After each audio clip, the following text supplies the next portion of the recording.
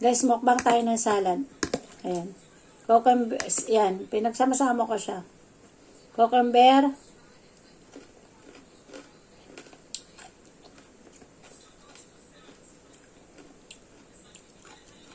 Yan. Kamatis. Firmahan natin ng honey. Lemon. Ilagyan ko pa siya ng onion, apple, honey, lemon na kalahating lemon, tas asin. Ayan.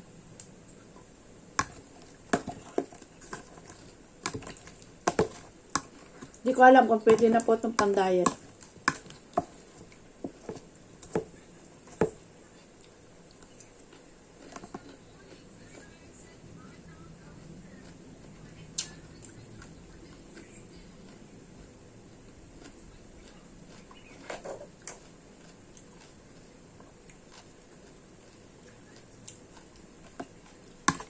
Sarap kaya guys, oh.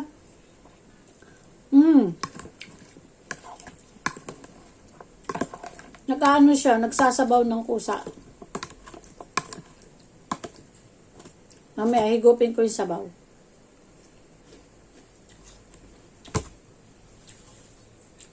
Makababad tayo sa ating mga friend.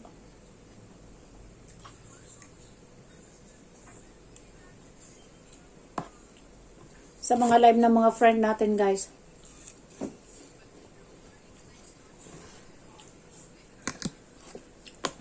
Hindi ko alam kung kaya ko itong ubusin within 5 minutes. Malamang hindi, syempre.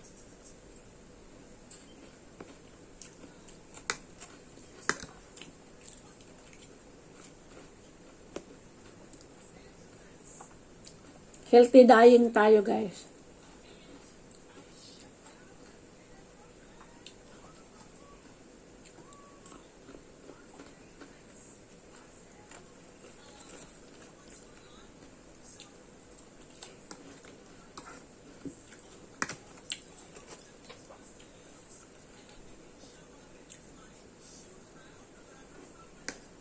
Dami yan, kukunti na. Diba? Tingnan natin kung hindi tayo mabusog niyan.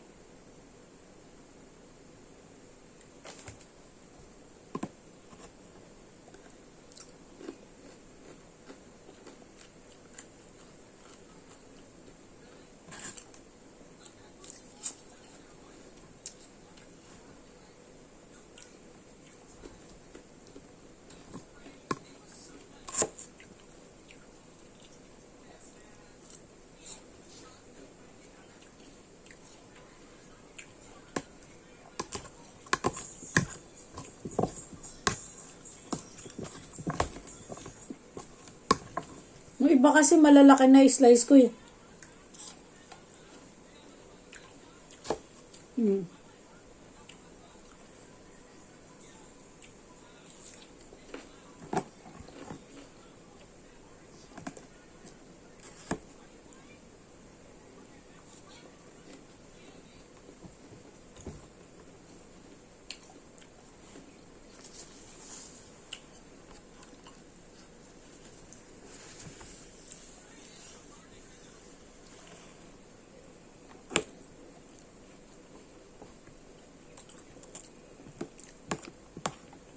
Parang ang sarap higupin ng sabaw niya.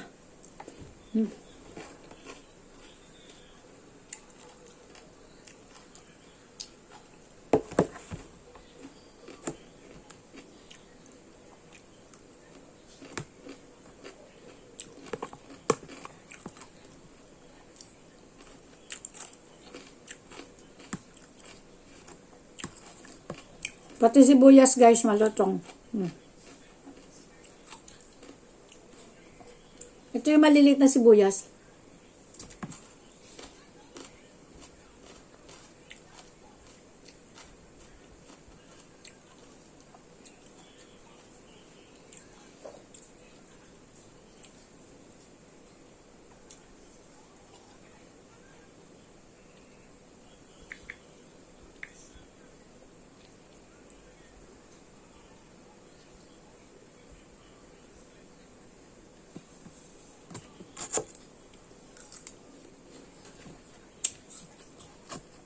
Ito apple. Alam mo, yung cucumber ko matagal na sa ref. Siyempre, medyo nanghihinayang na po ako. Masisira na siya eh. Ito may balat pa yung isa. Hindi ko nga tinanggalan lahat ng balat. Tapos, yung isa, yung balat niya medyo naaagnas na. Pag nilagay mo yung daliri mo, medyo mafe-feel mo talaga na natatanggal ng balat. So, tinry ko siya na tanggalin na yung skin niya. Tapos, tinignan ko yung laman niya. Okay pa naman, matigas pa. Nugasan ko mabuti. Kasi tinanggalan kong balat. Nugasan ko ulit. Tapos yun. Hindi ba crunchy pa? Hindi siya sira. Yung loob. Kaya, sabi ko, instead na masayang, maitapon ko na naman dahil ang dami ko pong tinatapon. Tinimplahan ko na at nilagay ko sa ref. Tapos ngayon yan, kinakain ko na. Kaysa matapon, di ba?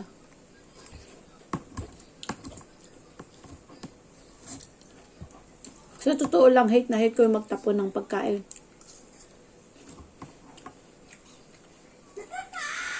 Lalo na po yung kanin. Mga sobra-sobrang kanin. Halimbawa, kumain na tayo, tapos may natira pang bahaw. Yung iba tinatapon. Alam mo, doon ako galit na galit. Nung dati, yung pamangkin ko nagtapon 1 puno sa rice cooker, kunti lang nabawas. Diba sa Pilipinas, mainit. So, mabilis mabilis po talagang masira. Pag nasa Pilipinas ka, mabilis masira ang kanin. Pag hinayaan mo lang siya dyan. Nakita ko, tinapon niya.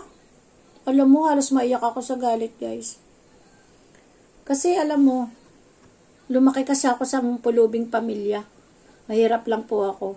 Napakahirap. Kaya,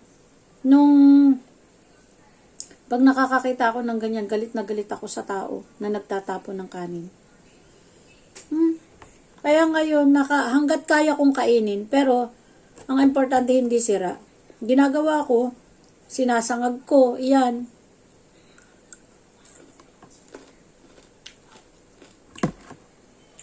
Sabi nga nung anak ko, bakit ang maraming garlic? Iyan nga yung pampasarap, nak, sabi ko, para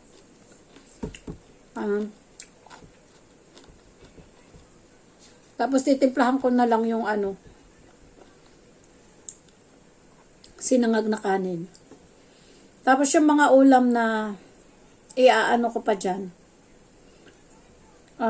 Pangalawang na yun, di init na. Kunyari, tira namin kagabi, tapos ngayon iinit. Tapos may tira na naman. Mamayang gabi, kailangang maubos ko na yun. Yung anak ko naman, 1 kain lang, 2 kain. Ayaw niya na.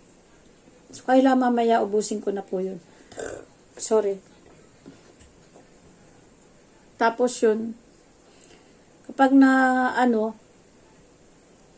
di saka uli, ay marami po akong kaibigan na namimigay ng mga pagkain. Siyempre, hindi ko naman alang ay tapon ko, diba? Yun nga, ayaw ko nga magtapon. So, yung lalagay ko sa ref yun, yung iba, may bisita ako, hindi naman kasi kaluluto lang nila, hinahati nga nila at ibibigay pa sa akin, diba?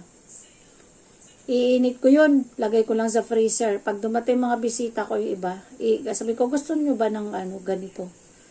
Nilagay ko lang sa freezer para hindi masira. Oo naman. O di yun, init ko. Maubos namin. O di ba? Tapos pag hindi masarap, halimbawa may kulang na mayroong kulang na kaunti. Dahil nasa ref na nga, syempre nabawasan na yung lasa. Lalagyan ko yun ng pampalasang kaunti. Para yun, di na pakinabangan ng mga pagkain. Minsan lang po talaga na sa sobrang busy, sa kakalimutan ko na yung laman ng ref ko. Dahil ako lang naman ang nakain. At yung anak ko, konti-konti lang pag kumain din. Tapos bili lang ng bili sa labas. O kay kakain sa McDonald's, sa Jollibee. O kung saan diyang kainan.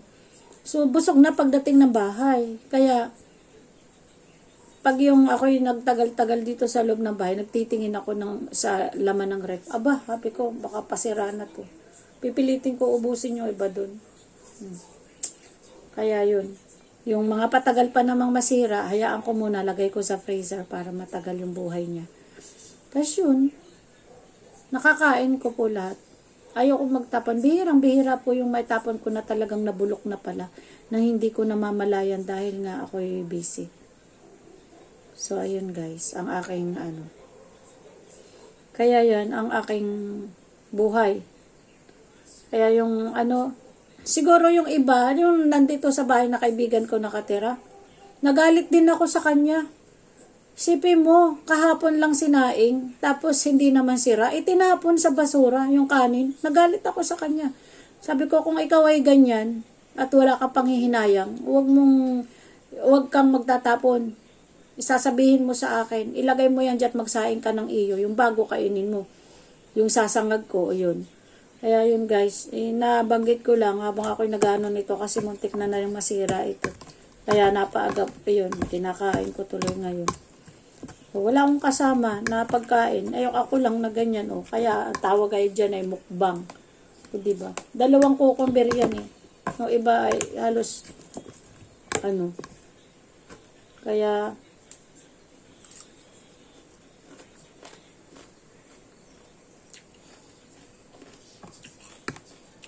ako, nakita ko po kasi kung paano kami maghirap nung araw. Yun ay pinapangalagaan ko hanggang ngayon. Yung mga moments na yun. Kasama ko ang pamilya ko, mga ate ko, nanay ko. Di ba mayroong sobrang hirap sa Pilipinas, ay probinsya po kami. Mayroong month na ang hirap talaga. Nagkakaubusan ng bigas, tapos grabe yung bagyo. Tapos, talagang, ang kanin namin konti lang, tas ang pampuno namin ay kamote. Kaya, pag nakakakita ngayon ako ng kanin, parang, nandito naman ako sa status ng buhay ko na ganito. Na hindi ko naman sinasabing ako'y may kaya, hindi ko sinasabing may pera ako, kasi wala pa rin naman hanggang ngayon. Kumbaga, tamang buhay lang, para lang mapakain at mapaaral ang mga anak ko. Yun lang po ako mayroon. Pero, sa totoo lang, yung mga moments na nangyari sa akin, hanggang ngayon ay hindi ko yung kinakalimutan. Hanggang sa mga anak ko, sinasabi ko sa mga anak ko.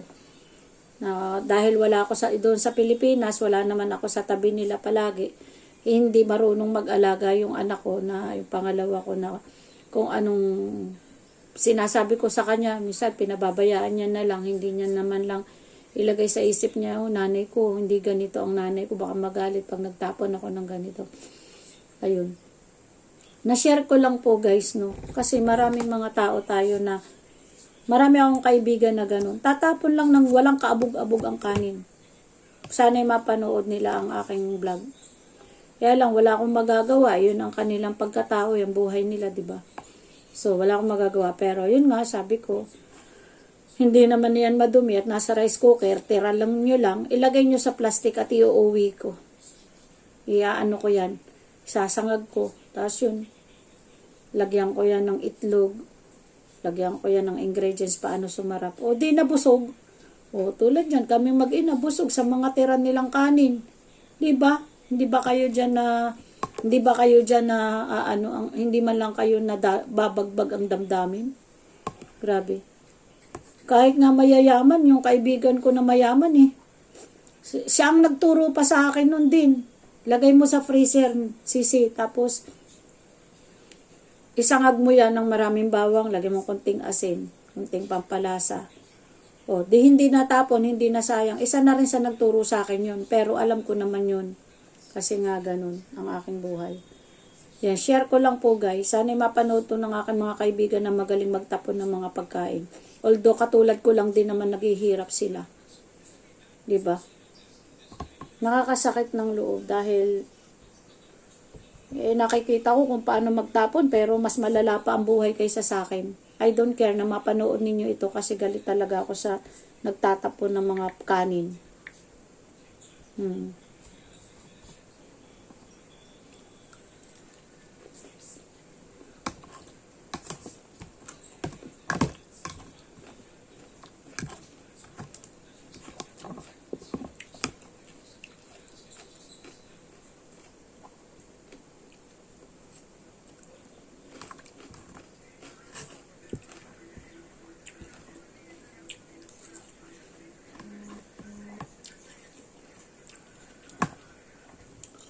Magtuto 20 minutes na. Magto 20 minutes na guys. Marami pa rin. So hanggang 20 minutes na lang tayo. Kasi aabotin ito ng 1 oras. Ay pagod na ako magkwento. Hanggang 20 minutes lang ito.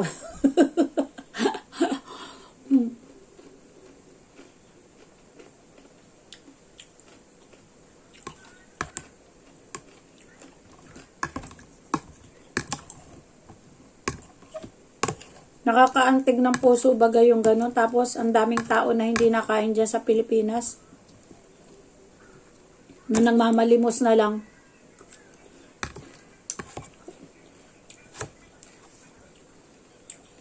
Kung kaya ko nga lang mamigay sa kanila ng sinangag na kanin, pamimigyan ko sila eh.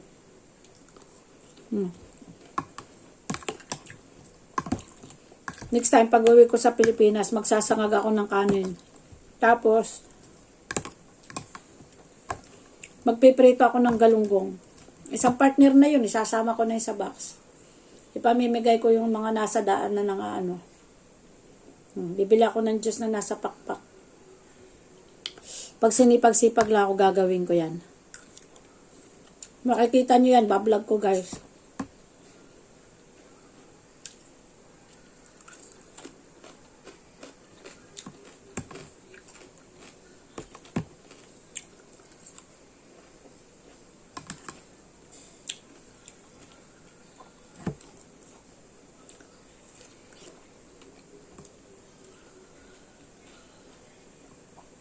Hindi naman porket kikita ako sa vlog ha, gagawin ko yun. Hindi po about doon.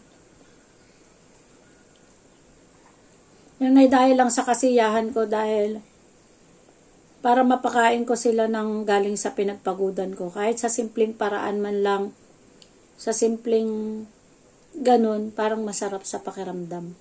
Diba? Yung gagawin ko na yun. Tatry ko pag medyo nagtagal ako doon sa Pilipinas.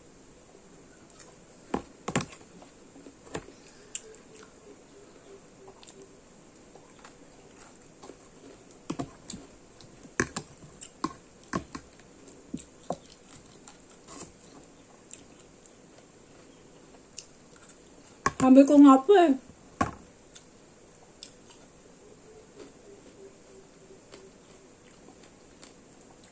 Kapag nanalo po ako sa Mark 6 sa luto.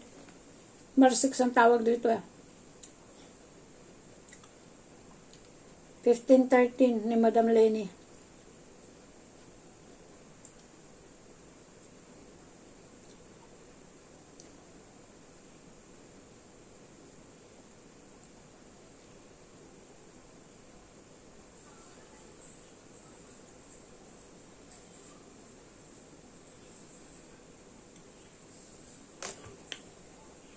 Sabi ko nga guys, pag nanalo ako sa luto, siguro ang 1/4 niyan, or kalahati, hindi ko masabi, depende kung magkaano. Ipamimigay ko po yan, isi-share ko sa mga katulad kong naghihirap. Gagawin ko po yan, dahil hindi ko naman po pinaghirapan yan. Basta, magtatabi lang ako para sa amin ng mga anak ko. Para pag gusto kong magpahinga, meron kaming pagkukunan na pagkain ng mga anak ko at pangangailangan. Pero hindi ko po aangkinin yan dahil hindi naman galing sa akin yan eh. 'Di ba? Hindi po galing sa akin yung yun. Kumbaga magkaano lang naman yung aking itinaya, tapos tumama ako ng milyon, ba't hindi ko kayang ipamahagi sa kapwa? Ipamahagi po ko po yan sa nararapat na tutulungan. Hindi po basta-basta ang talagang, yan po ang pangarap ko. Pero bakit kung sino pa yung nangangarap ng mga ganun, sila yung hindi pinagpapalang manalo sa ganyan, di ba? Talagang itutulong ko po yan sa pamilya, sa mga ate ko rin na naghihirap sa mga pamilyang hindi halos akma ang pagkain na katulad ko noon. Pero hindi ko bibigay sa kanila halos yung cash. Sasabihin guys na cash, ibibigay mo na kunyari. Sa'yo 100,000, ipag-ano mo yan, ipag-business. Hindi. Ang gagawin ko po, magtatayo ako ng kanilang maliit na groceries, pupunuin ko yun. Para yun ang pagkukunan nila ng kanilang pagkakain. Iyan ay kung hindi nila iingatan, nasa sa kanila na yun, di ba guys? Yung 100,000 na yun, para nakikita ko na talagang kahit papaano makakakuha sila doon ng future nila. Di ba guys? So yan lang po ang kaunti kong share sa inyo. Napasama na yung mukbang ko tuloy kasi muntik na siyang masira. Kaya ayun, na-share ko tuloy yung aking buhay na naman. Thank you guys. Thanks for watching. I love you all guys.